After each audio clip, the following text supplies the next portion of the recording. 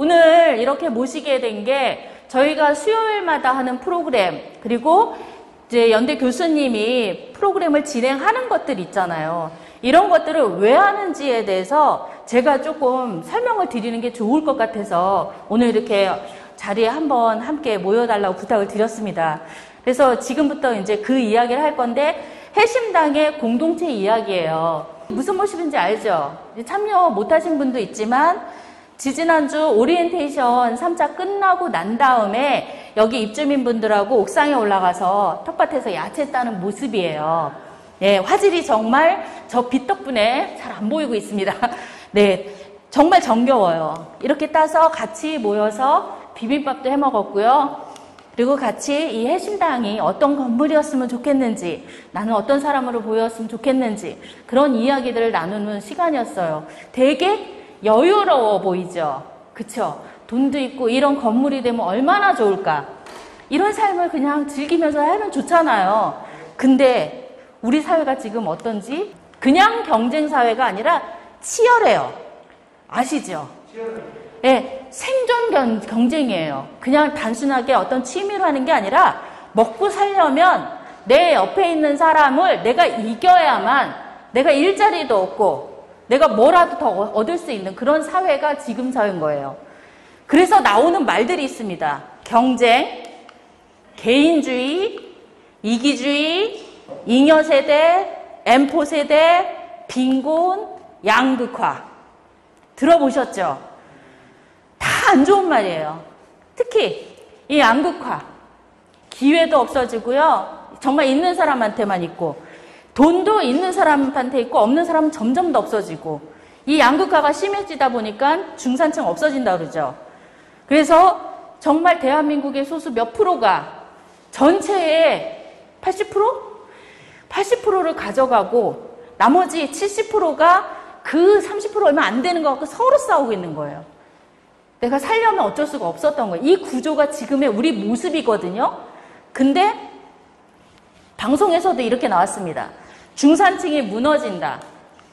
그리고 돈 없어서 애 못 낳아요. 익숙하시죠? 들어보셨죠? 자녀분들 중에서도 또 돈 없어서 결혼하기 싫다, 못한다, 안 한다 이런 소리 하죠? 개천에서 용나기 어렵다. 옛날에 어르신들 어렸을 때 열심히 뭐라도 하면은 생활 걱정은 할 수 있었어요. 일자리가 있었거든요. 그리고 누군가는 성공할 수도 있었고. 근데 지금 젊은 세대는 그조차도 없어요. 지금의 사회가 그 모습이에요. 근데 더 우울한 건 빈부격차가 최대인 게 대한민국 노인이에요. 빈곤율은 또 1위예요. 그만큼 가난한 노인이 많은 나라가 우리나라인 거예요. 이게 현실이에요. 이런 상태에서 노인분들 자살 많이 한다는 소리 들으셨죠? 자살하는데 지금 이게 작년도에 했던 거거든요. 올해는 좀 자료가 달라졌을 거예요. 아직도 OECD 국가에서 자살률 1위. 창피하게도. 근데 그 자살 이유가 여러 가지가 있지만 그 중에 뭐냐? 빈곤이에요. 돈이 없어서예요. 돈 없어서 자살하는 노인분들이 그렇게 많다는 거예요. 그러면 이게 대한민국이 왜 그런지 알아야 될 거 아니에요? 그러면 지금도 그렇지만 앞으로는 또 어떤지. 이게 조사 자료예요. 늙어가는 대한민국. 대한민국이 2017년이 지금 우리가 21년이니까 4년 전에 고령사회라고 할 만큼 늙었어요. 나이 드신 분들이 많아진 사회예요. 근데 이게 점점 심하더니 올해 21년, 올해 4월에는 인구의 17.7%가 벌써 노인으로 접어들은 거예요. 이렇게 되면 넘어가 버린 거예요. 14%가 고령사회라고 그러거든요. 근데 17%가 넘어갔는데 25년이면 언제? 4년 뒤죠. 요때는 초고령 사회로 들어가는 거예요. 초고령이면 더 나이 드신 분이 더 많아진다는 거예요. 이게 인구 5명당 1명. 즉 무슨 소리냐? 길거리에 다녔는데 그 5명 중에 한 사람은 다 노인인 거예요.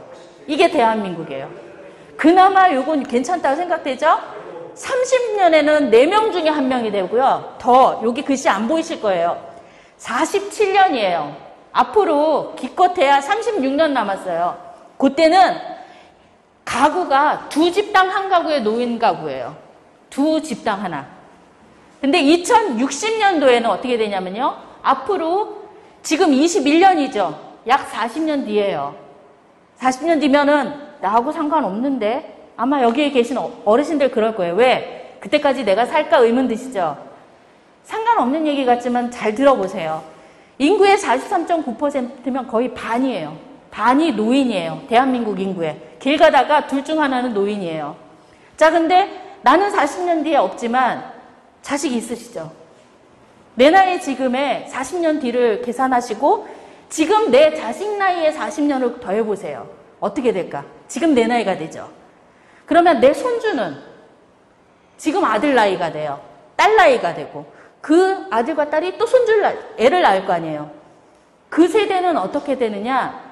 자, 지금의 손자가 자기 부모, 즉 지금 손주분 있으시죠? 손주가 자기 아버지, 지금 여기 어르신들의 자제분들 먹여 살려야 되죠? 그리고 또 기대 수명이 늘어나기 때문에 여기 계신 분 중에 살아계시는 분이 있을 수 있어요. 자, 그러면 이분도 모셔야 돼요. 자기 가정도 꾸며야 되고 내 애도 봐야 돼요. 자기가 벌어서 몇 가구? 3, 4세대를 모셔야 돼요. 그런데 중요한 건 두 사람당 한 사람이 노인이라고 그랬죠.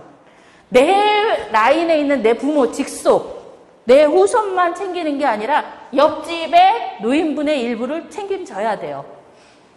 내 자손이, 내 손주가요. 그 상황이 앞으로 40년 뒤면 다가올 것이라는 게 이 자료예요. 통계청 자료예요. 이만큼 심각해요. 지금도 노인이 많아졌다라고 고령화 위험 이야기를 하고 있지만 점점 대한민국이 늙어가고 있는데 건국 이래 처음이에요. 이런 상태에 지금 단돈 몇십만 원이라도 벌었으면 좋겠다 이야기하시죠. 그죠? 그런데 일자리에 청년도 그걸 바래요. 중년도 바래요. 노인도 바래요. 요 일자리 하나를 가지고 우리 사회에서 단돈 몇십만 원이라도 벌고 싶은 사람이 이렇게 많아요. 지금 어르신들만 그런 게 아니라는 거예요. 그런데 더 중요한 건 뭔지 아세요? 인공지능까지 합세했어요. AI, 로봇. 로봇은 왜 들어가지 싶죠? 일자리인데 내가 사람을 고용해야 돼요. 고용주예요. 누군가 고용주예요. 내가 돈을 주는 입장이라면 사람을 쓸까? 로봇을 쓸까? 생각을 해보세요. 로봇은요, 하루 24시간 일해요. 얘는 휴일도 없이 일해요. 그럼 1년 365일 얘는 일하고요. 급여를 올려달라고 하지도 않아요. 거기다 대고 노조도 없어요. 근데 사람을 쓰면 휴가도 줘야 되고 급여도 올려가야 되고 또 노조 결성해서 뭐 해달라 복지해달라 시끄럽게 해요. 그러면 고용주 입장에서 누굴 채용해요? 얘 쓰거든요. 점점 얘를 쓰는 비율이 높아져 가고 있어요. 지금. 내 주변에 안 보이지만 정부에서는 스마트 공장 해가지고 인공지능을 사용한 공장, 생산 라인을 적극 후원해요. 그러면 거기에 있던 사람들은 다 잘려요. 그 잘린 사람들이 누구냐? 바로 일자리 단돈 몇십만 원 구하고 싶다는 사람들. 어르신들뿐만이 아닌 거예요. 이만큼 일자리도 심각하고요. 고령화도 심각해요. 이게 현상이에요. 그래서 이 대한민국이 건국 이래 정말 이렇게 노인분이 많아 본 적이 없어요. 처음이에요. 처음 맞이하는 이 상태에 노인들 스스로가 제가 질문 던질게요. 회장님부터. 회장님 뭐 좋아하세요? 지금보다 삶이 조금 더 좋았으면 좋겠어. 삶의 환경이 좀 더 나아졌으면 좋겠어. 네, 나아졌으면 좋겠어. 이게 지금 손 드신 게 솔직한 마음이에요. 더 안 좋아지는 거 원하는 사람 100이면 100 다 아무도 없어요. 그나마 지금 그래도 여유를 누리시는 분은 나 지금도 만족해라고는 하세요. 저렇게 드물지만 저런 분도 계세요. 근데 다수가 지금보다 낫기를 바래요. 근데 지금 입으로 말씀하셨죠. 직접. 왜? 지금 이 나이에 내가 뭘 하겠어? 내가 뭐 하고 싶은 게 많아도 그게 되겠어? 이거였잖아요. 그쵸? 본인도 몰라요. 본인도 어떻게 할지 몰라요. 근데 중요한 건 대한민국 건국 이래 이렇게 노인분이 많아본 적이 없다고 그랬잖아요. 그래서 정부에서도 그렇고요. 젊은 세대도 그렇고요. 우리 사회에서 노인분들이 무슨 일을 잘하는지 몰라요. 왜? 그 말 있잖아요. 나도 모르는데, 나도 나를 모르는데, 네가 나를 어떻게 알겠냐? 뭐 그 노래인가 그거 있죠? 내가 나를 모르는 데인가요? 네. 진짜예요. 그래서 노인분들한테 기껏 드리는 일이 뭐냐? 공공근로죠? 그 가서 풀 뽑고, 농사 짓고, 그런 거, 뭐, 교통정리하고. 이것밖에 못 하시는 줄 알아요. 그래서 그런 일들만 드리는 거예요. 근데 그 일이 그렇다고 나한테 계속 있는 일 아니죠. 잠깐씩 하고, 만족스럽지 않은 일이죠. 그나마 하는 일이고. 그러면 뭘까요? 잘 생각해 봐야 되는 거예요. 우리 사회에서도 노인분들이 뭘 하는지 모르는데 노인분들 스스로도 모르세요. 스스로도 알아야 되는데 내가 뭘 좋아하고 나 뭐 하고 싶고 이게 자꾸 나와야 돼요. 그래야 기회도 생기거든요. 그리고 노인분들 스스로가 아까 말씀드렸잖아요. 너무 많아요. 우리 사회에. 많은데 이분들 스스로도 일자리를 만들어내야 돼요. 노인분들의 일자리. 그게 기존에 있는 일만 하려고. 왜? 노인이 되지 않은 젊은 세대가 일을 들인다면요. 지금 다 힘든 얘기만 듣고 있어요. 아우 나 몸이 아파. 내가 이 나이에 뭘 하겠어. 그러면 저희가 드릴 수 있는 일은 뭘까요? 쉬운 일, 편한 일. 그러니까 돈도 안 돼요. 그런데 정작 한 분 한 분 젊었을 때를 돌이켜보잖아요. 다 능력 많으셨어요. 뭔가 한 일을 하셨어요. 전문적인 일도 하셨고. 근데 나이가 많아졌다는 이유로 그 일 이제 못한다가 돼버린 거예요. 아니거든요. 나이지만 느려도 할 수 있는 거고 내가 조금 부족하지만 옆에 있는 누군가가 나를 채워주면 가능한 거고 그렇게 해서 일자리가 만들어져야 되거든요. 지금 우리 대한민국의 노인분들이 젊은 세대들하고 이렇게 대립돼 있죠. 이 이유가 뭐 때문일 것 같으세요? 존경하질 않아요. 젊은 세대들이. 어르신들 봐도 뭐라 그래요? 꼰대 이런 표현 쓰면서 예의 하나도 안 가르치죠. 예의 범절 없어요. 일을 하고 싶어도 나이가 많다고 써주지를 않아요. 네, 몰라요. 제가 말씀드린 게 지금 노인분들이 무엇을 할 수 있는지 우리 사회가 몰라요. 왜냐하면 과거에 노인이 많아서 노인분들이 많으면 일자리가 또 생길 거 아니에요. 그렇게 많았던 경험이 있었어야 노인분들의 일자리도 여러 가지가 생기는데 지금까지 대한민국은 젊은 사람들이 일해왔어요. 계속. 그래서 젊었을 때 일을 하시고 나이가 들고 나니까 일을 할 수 있는 게 없다고 생각을 하는 거예요. 근데 아니잖아요. 뭔가 하시잖아요. 그게 뭐 거창한 일이고 뭐 갑자기 혁신적인 이런 일 아니잖아요. 그런 걸 보면 일자리를 만들어낼 수 있어야 되는데 그 일자리가 노인들한테 맞는 일이 무엇인지를 아는 거는 노인분들 스스로인 거예요. 사실은 그래요. 젊은 사람들 보고 가끔 그 얘기 하시죠. 너도 내 나이 돼봐라. 그쵸? 그 얘기 왜 해요? 답답하니까 하죠. 내가 나이만큼 되면은 너도 그렇게 돼. 이 소리인데 젊은 사람은 나이 그렇게 안 먹어봤기 때문에 몰라요. 그렇듯이 무슨 일을 하시는 게 좋은지도 몰라요. 그거를 지금 우리나라 대한민국의 노인 세대는 일 좀 달라. 일을 하길 원한다고. 나 능력 있어. 나 일 좀 줘. 이렇게 얘기를 하시는데 아까 비교해드렸죠. 능력이 있지만 똑같은 일자리 하나 가지고 젊은 사람, 중년, 로봇하고 같이 견주시는 거예요. 그럼 누구 쓰겠냐고요. 당연히 노인분 안 쓰잖아요. 그래서 노인분들의 일자리가 스스로 좀 만들어져야 돼요. 근데 그거를 만들어 보세요 라고 하면 혼자서 못 하신다고요. 그래서 기회를 드리는 거예요. 이런 말들 참 좋아요. 해신당 자체에 나 혼자서는 못 만드시잖아요. 일자리. 그래서 공동체 문화가 있어야 되고요. 왜? 함께 해야 되니까. 함께 하는 문화가 형성되고 그리고 난 다음에 경제 공동체가 돼서 일자리가 생겨야 되는 거예요. 근데 이거를 알아서 하십시오 하면은 아무도 못해요. 누군가 전문가들이 옆에 있어야 가능한데 여기에 해신당에는 정말 운이 좋다라고 저는 또 생각을 해요. 왜냐하면 옆에서 많이 받쳐주려고 하는 분이 계시죠. 예, 연대 교수님 이하 연구원들. 그래서 선택은 강요가 아니에요. 그 프로그램 진행하는 거에 꼭 들어가시라고 이야기하는 건 아니에요. 하지만 그거를 준비하는 이유를 알으시라는 거예요. 이렇게 심각한 걸 아는데 노인분들 일자리 담은 얼마라도 돈을 해드리고 싶지만 돈을 드릴 수는 없는 상황이고, 그러면 경제활동을 하실 수 있게끔 만들어 드리려고 이렇게 외부에서 노력을 하는데 거기에 동참을 하시는 건 개인의 몫인 거예요. 왜? 왜냐하면 내가 안 되면 안 하는 거고 되면 하는 거예요. 근데 이 취지를 이해를 하시라는 뜻에서 이 얘기를 드리는 거예요. 그래서 앞으로 해심당은요, 나와 함께하는 바로 옆에 계신 분들이 같이 하셔야 그 능력이 하나하나 모여서 정말 젊은 사람하고 견졌을 때 제대로 된 일자리를 만들 수 있는 거예요. 네. 아, 그래요? 아, 예. 저 목소리 커져가요.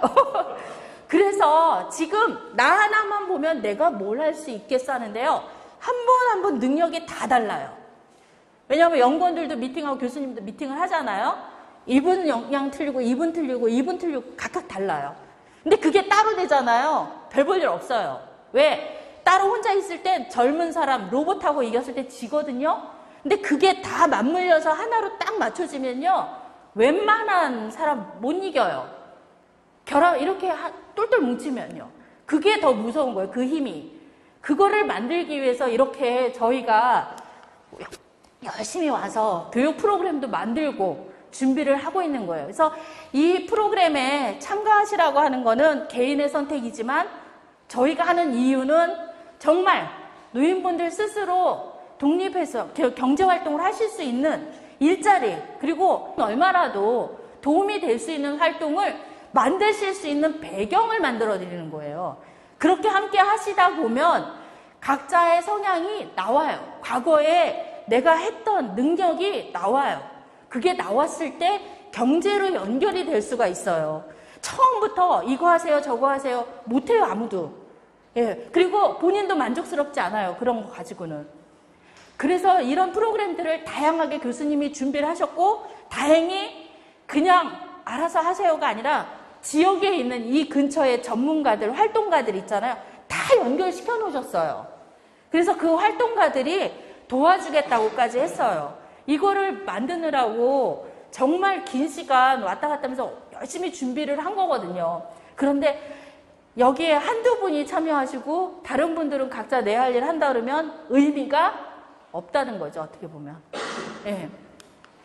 그래서 키친가든, 그린월, 키친가든은 옥상이고 그린월은 벽에 이렇게 꽃, 막 식물 달려있잖아요, 저쪽에 가면은. 그게 그린월이에요. 이게 경제공동체를 만들려고 하는 프로그램 속에 있는 거예요. 그냥 만들어 놓은 게 아니에요. 보기 좋으라고 이 넓은 공간 만들고 텃밭 만들고 그런 벽에다가 식물 붙여놓고 한 게 아니에요. 여기 해심당에 계신 어르신들이 조금이라도 보탬이 될 수 있는 가장 쉬운, 그나마 접근하기 쉬운, 왜 우리 젊은 사람들이 노인분들이 가장 무엇을 잘 하실 수 있을까 생각했을 때 떠올리는 1번이 뭔지 아세요? 농사예요. 텃밭 가꾸는 거. 그거 잘하신다고 생각을 해요. 맞나요, 근데? 텃밭 잘 가꾸세요? 그나마 잘 가꾸시면 다행이에요. 근데 저 나이 들었을 때 텃밭 못 가꿔요, 저는. 저한테 오는 식물은 잘 죽어요. 근데 이렇듯이 아니신 분들도 계시단 말이에요. 근데 접근하기 가장 수월하고 함께하기 좋은 프로그램이 바로 이런 텃밭, 옥상, 그리고 농사, 풀하고 잔디하고 자연하고 가까이 하면 심신이 건강해진다고 그러잖아요. 그래서 이런 걸 준비를 한 거거든요.